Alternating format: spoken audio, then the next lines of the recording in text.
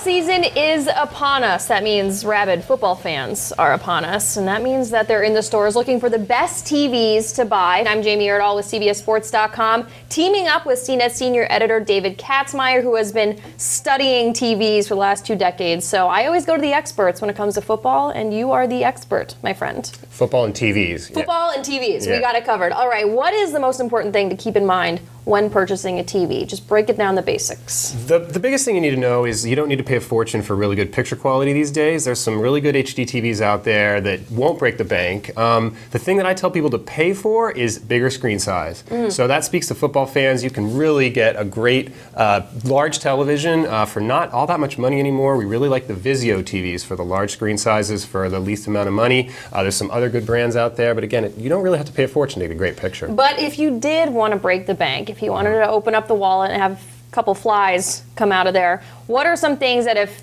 people are telling you this is what this TV has, this is what it doesn't have, that you should keep an eye on to really, if you wanted to pay extra?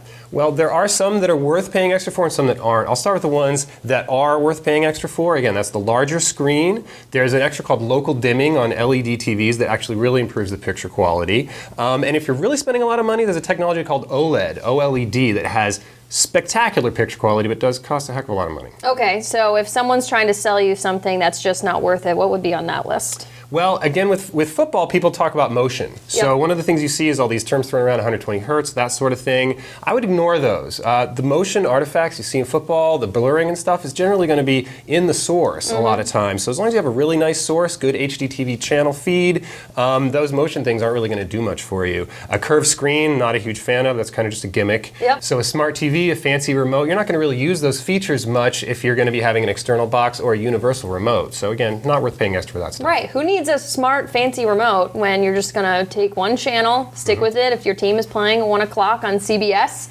All right, David Katzmaier with all of your TV trends and how to buy smart.